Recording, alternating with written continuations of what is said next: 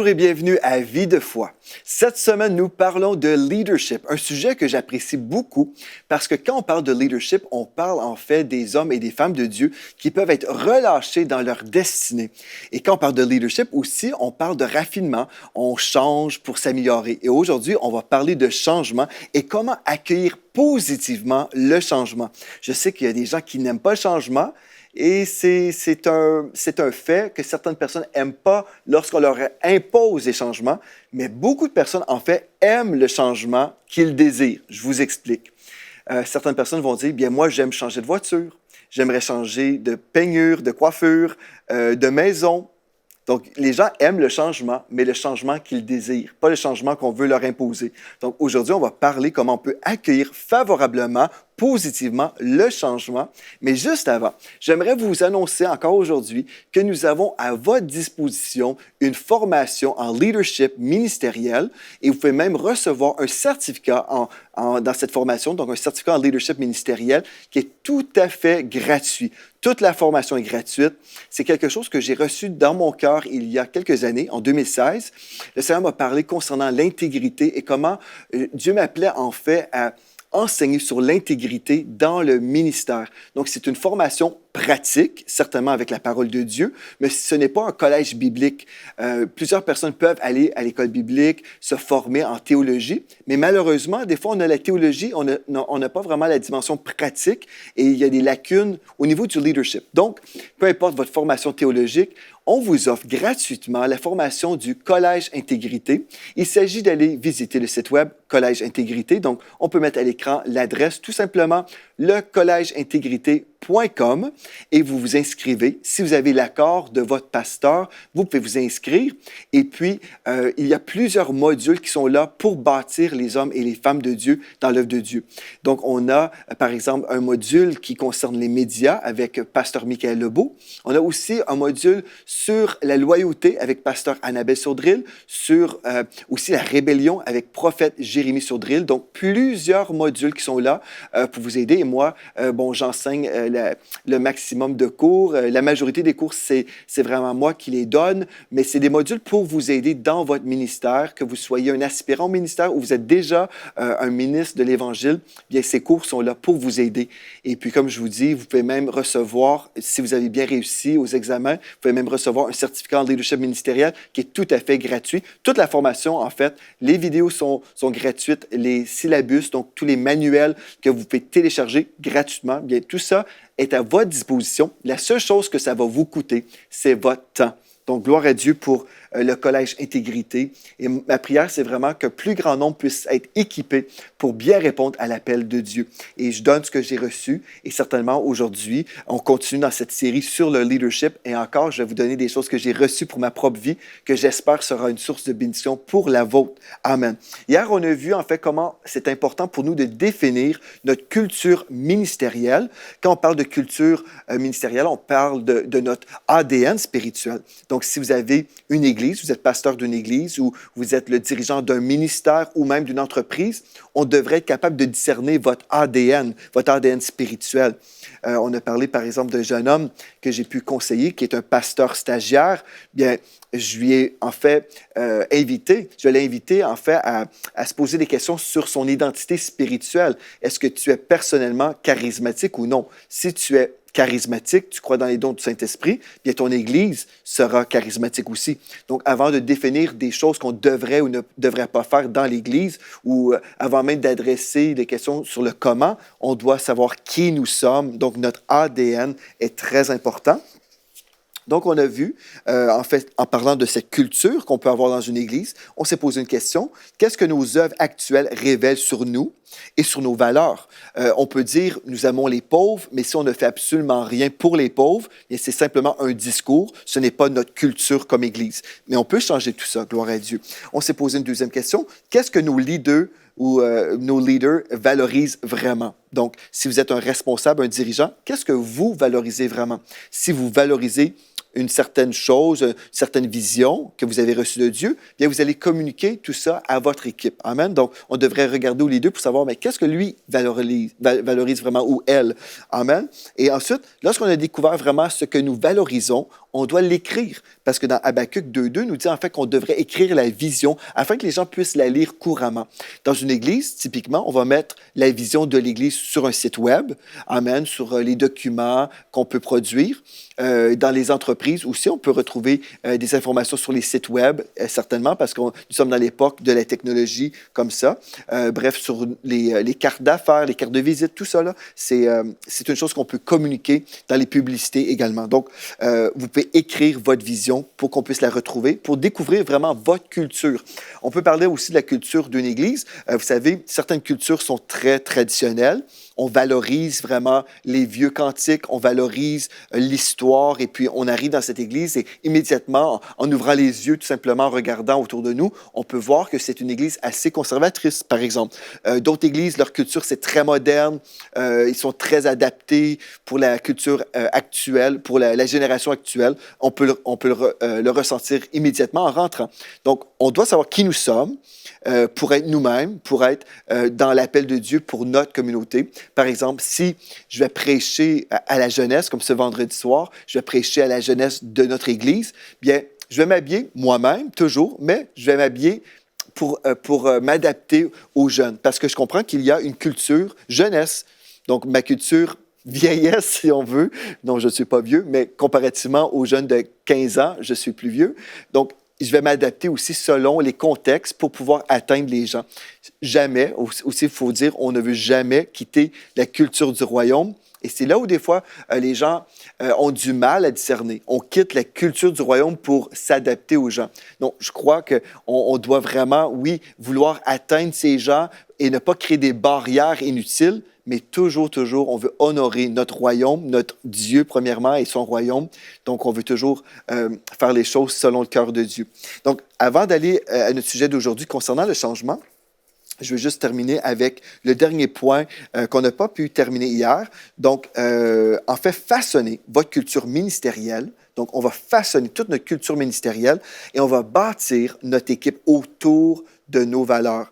Donc, si on a dit, voici notre valeur ou nos valeurs, on les a déterminées, OK, c'est très, très clair pour nous tous. Donc, on va façonner notre culture autour de ces valeurs-là et on va bâtir notre équipe aussi en conséquence autour de ces valeurs. Donc, recrutez vos équipiers selon vos valeurs.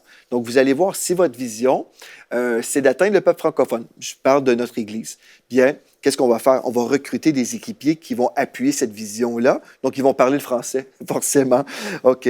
Ils peuvent parler d'autres langues. Comme j'ai mentionné hier, on n'est pas du tout contre d'autres cultures, mais on a compris que Dieu nous avait donné une vision, un mandat particulier. Donc, vous pouvez enseigner des compétences. Ça, c'est une chose très importante. Vous pouvez enseigner des compétences, mais vous ne pouvez pas accorder des révélations divines aux gens. Donc, pour nous, pour ma propre vie, j'ai reçu de Dieu divinement un fardeau divin pour le peuple francophone.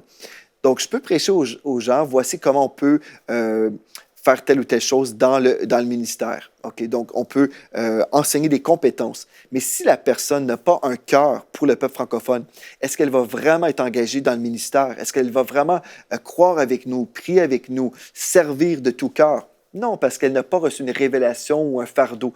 Donc, encore une fois, vous pouvez enseigner des compétences, mais vous ne pouvez pas accorder des révélations divines ou le cœur de Dieu pour la mission. Donc, recrutez des équipiers qui partagent vos valeurs.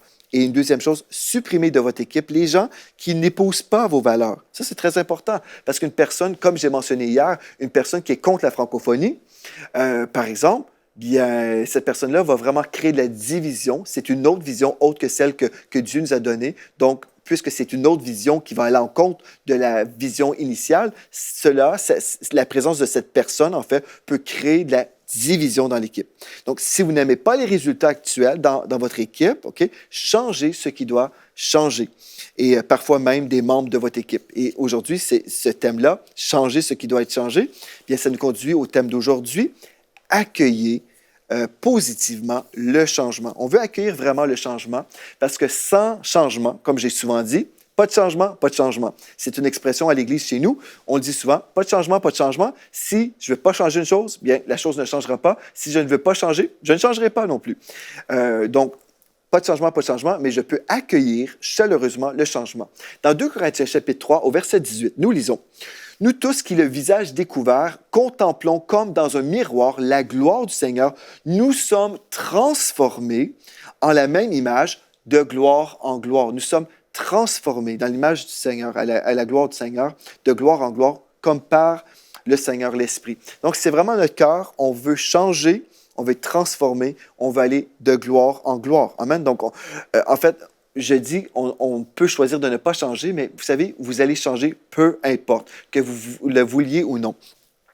J'ai changé malheureusement, j'ai des rides que je n'avais pas lorsque j'avais 15 ans. OK, j'ai des cheveux gris que je n'avais pas autrefois. Pourquoi? Parce que mon corps a changé. Vous allez changer même si vous ne le voulez pas. On change tous les jours. Mais on peut changer et progresser, comme on peut aussi changer et perdre des choses. Donc, on peut choisir comment on va changer dans notre ministère ou dans notre entreprise. Amen. La première chose qu'on veut faire, comprendre. OK, aujourd'hui, en parlant de changement, on veut accueillir positivement nos changements. Donc, la façon qu'on peut accueillir favorablement les changements, c'est en changeant notre perception du changement. OK? Les gens vont dire, « Ah, moi, je sais que les gens détestent le changement. » Ça, c'est faux. Les gens ne détestent pas le changement. Les gens détestent quand on leur impose un changement. Mais les gens, en général, veulent changer plusieurs choses dans leur vie. Certaines personnes veulent changer de maison. Certaines personnes veulent même changer d'épouse ou d'époux, là, vous comprenez? Donc, il y a des gens qui veulent changer des choses. Je veux changer de voiture, je veux changer de carrière, je veux changer de corps, je veux m'améliorer, je veux aller faire du sport, je veux changer telle ou telle chose sur moi. Les gens vont changer même leur coupe de cheveux. Bref, les gens veulent vivre des changements et souvent les gens disent « Ah, je veux entrer dans une nouvelle dimension dans ma vie » ou les gens vont dire « Ah, Dieu me dit que je rentre dans une nouvelle saison. » Les gens, des fois, vont avoir un discours semblable. Donc, je veux rentrer dans une nouvelle saison. C'est très, très bien. Donc, ceci veut dire, en fait, on veut vivre des changements, mais quelle sorte de changements? Puis, est-ce qu'on veut forcer les gens à changer? Non. Donc, on veut les inspirer au changement. Mais premièrement, si moi, je veux valoriser le changement et accueillir chaleureusement ou positivement le changement, OK, qu'est-ce que je dois faire? Qu'est-ce que je dois faire aujourd'hui? Donc, il faut créer le désir dans le cœur de nos équipiers. Il faut créer le désir pour le changement. Amen. Les gens les gens désirent le changement s'ils comprennent le pourquoi ou la raison pour laquelle le changement est nécessaire. Comment créer un désir? On doit expliquer des choses et on doit aussi présenter la vision divine concernant le besoin de changer. Amen. Donc, il y a des choses qu'on avait dans notre ministère depuis des années et j'ai expliqué, en fait, bien, ce ministère-là a servi pendant un temps. Gloire à Dieu. Nous avons été bénis dans ce ministère-là. Mais là, Dieu nous montre quelque chose de nouveau. Et là, je partage de mon cœur ce que j'ai reçu de Dieu, très ouvertement, très librement. Je partage à mes équipiers. Voici ce que j'ai reçu de Dieu. Et puis là, au départ, des fois, les gens peuvent dire « Je ne suis pas certain. » Mais là, si je prends le temps et j'explique vraiment, les gens comprennent le pourquoi. Amen. Là, le pourquoi va vraiment, si on veut, vendre la salade. Les gens vont dire « Ah, OK, je comprends pourquoi. Ah oui, j'adopte la vision. Et puisque j'adopte la vision, moi aussi, je désire vivre ce changement avec toi, pasteur. Moi aussi, je veux vivre cette chose-là. Je désire ce changement. Mais si je change des choses, je ne partage pas mon cœur, je n'explique pas la vision divine, mais je fais juste dire, bon, dorénavant, ce ministère-là, non, c'est annulé. Et puis maintenant, on va faire telle autre chose. Bien, les gens ne me suivront pas. Vous comprenez? Donc, c'est important de prendre le temps. On va s'asseoir, on va parler et puis on va vraiment partager notre cœur pour que les gens nous suivent. Et aussi, il faut écouter, hein, parce qu'il y a des gens, d'après mon expérience ministérielle, il y a des gens qui vont entendre une chose et puis ils vont interpréter autre chose. Et ce n'est même pas ce que j'ai dit. Donc, on prend le temps. Une des façons de voir, de s'assurer que les gens comprennent vraiment, c'est en posant des questions. Là, on peut dire à la personne qui écoute ou aux membres de l'équipe, qu'est-ce que tu comprends par rapport à tout ça? Et puis là, les gens peuvent dire, ah bien, j'ai compris dorénavant que telle chose se produit. Non, c'est pas exactement ça. Il faut vraiment écouter pour valider si les gens ont vraiment bien suivi, surtout si c'est un grand changement qui implique plusieurs personnes. Parce que si la personne reçoit mal l'information, elle peut créer des problèmes dans votre ministère ou dans votre entreprise parce qu'elle n'a pas saisi le pourquoi, elle n'a pas saisi même la direction. Donc, des fois, les gens sont arrêtés. Ils pensent, ah non, il y a un changement qui m'affecte. Et puis là, la personne cesse d'écouter le pasteur, cesse d'écouter le leader. Et puis la personne est dans son monde. Et on peut même voir des fois, on peut être dans un groupe et on voit une personne, elle est comme, elle n'est pas là, elle est blasée, elle est dans son univers, elle pense à elle, elle pense à son changement, elle pense au changement et comment elle sera impactée. Donc, il faut valider ce qu'on dit, dans le sens, il faut poser question et là, ensuite, valider si la personne a vraiment bien reçu le message. Amen? Donc, le changement peut être vu comme une perte ou un gain, une perte ou le progrès. Je pourrais vous dire plusieurs choses. Par exemple, quelqu'un, on leur dit, bien, voici, on change tel ministère. Et si la personne était investie dans un ministère, des fois, la personne dit, OK, bien là, on vient de toucher à mon identité, là. On vient de toucher à mon ministère. C'était mon ministère. Donc, si on supprime mon ministère, on me supprime. Un instant. Si c'est vous, si vous êtes dans un ministère et le ministère est transformé ou annulé, bien, cela ne veut pas dire que vous êtes détruit pour autant. Là. Donc, le leadership, par exemple, quelqu'un pourrait dire, le leadership n'est donc pas ma place, on supprime le ministère. Non, des fois, il faut juste se repositionner. Des fois, Dieu nous veut dans l'équipe, mais dans un autre ministère. Des fois, le ministère a complété une saison, et puis des fois, on dit, OK, cette saison-là, elle est terminée. Maintenant, on va faire d'autres choses. On tourne la page sur tel ministère, et là, on poursuit dans d'autres choses. Donc, un leader doit être flexible. Soyez flexible, frères et sœurs. Si vous êtes appelé au leadership, soyez flexible.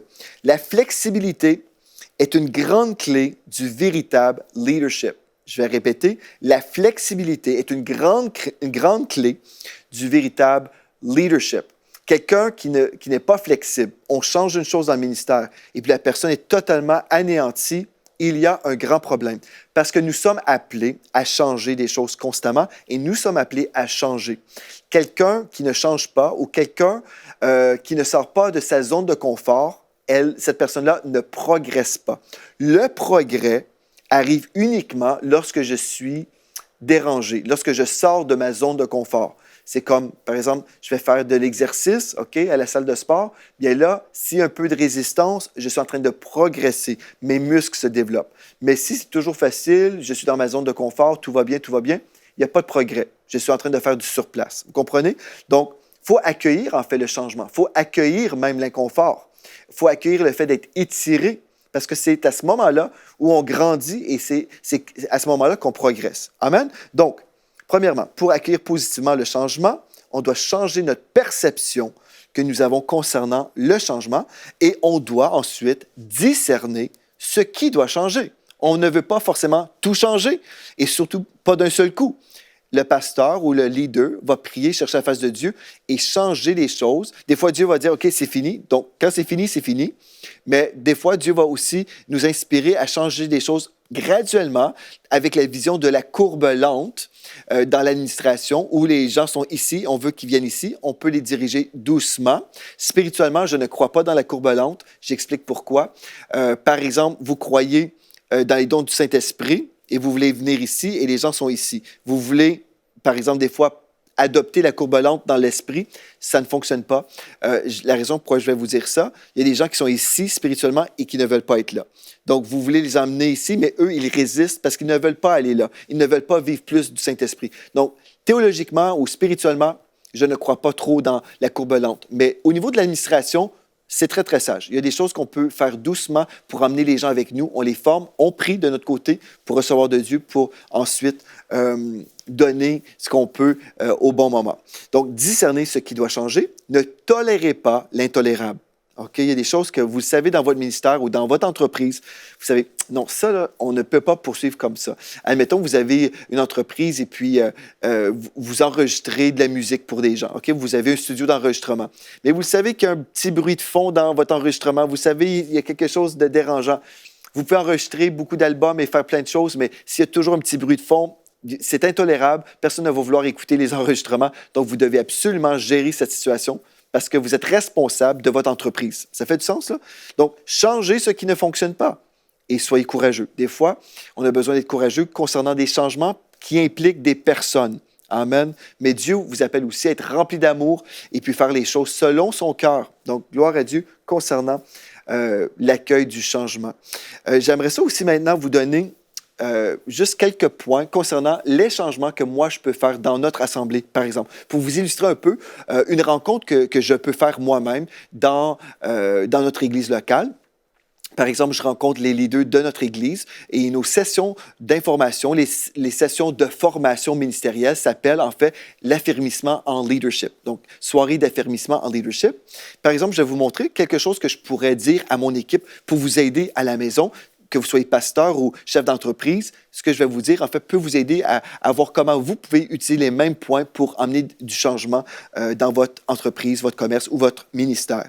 Donc, une des choses que je vais partager à notre équipe, c'est pensez toujours à la famille plutôt que votre ministère ou département. Pensez à la famille, pensez à l'Église, en fait. Ne pensez pas juste à votre ministère. Si on veut changer les choses, ça, c'est la première chose qu'on veut changer. C'est notre façon de voir les choses dans l'Église.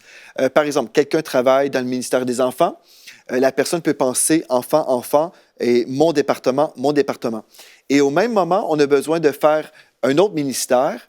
Admettons, on va faire un ministère des repas fraternels. La personne qui a une vision juste pour son ministère ne pensera pas au ministère des agapes, par exemple. Donc, elle a un focus total juste sur la productivité de son ministère. Mais si elle s'ouvre un peu le cœur et son horizon, sa vision, elle peut dire, oui, je vais servir dans le ministère des enfants, mais comme nous allons aussi avoir le ministère des repas fraternels, donc les agapes, qu'est-ce que je peux faire, moi, en tant que leader pour les enfants pendant l'agape? Bon, les enfants vont manger avec les parents, mais après, qu'est-ce qu'on peut faire? La personne peut prier et recevoir de Dieu une stratégie. Peut-être Dieu va lui dire, ah, ben, tu pourrais sortir avec les enfants et prendre une marche, aller dans un parc. Bref, la personne peut recevoir de Dieu des stratégies pour son ministère dans le cadre d'un autre ministère parce que la vision, c'est toujours la famille de l'Église. Ce n'est pas mon département qui compte. Voyez-vous? Quand on pense juste mon département, bien, si il y a un autre ministère qui fait quelque chose, on se sent menacé. Bien là, tu viens empiéter sur mon terrain ou tu sollicites les gens pour ton ministère, mais en fait, ces gens-là devraient être dans mon ministère. Et puis, finalement, ça peut créer des problèmes, là.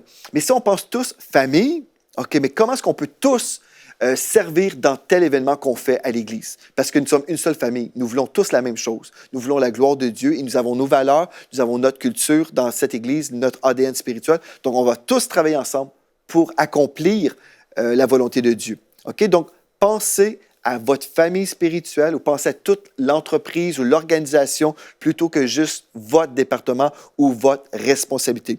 Donc, la question que chaque responsable devrait se poser, comment devrais-je servir dans cette situation pour le bien-être de ma famille spirituelle?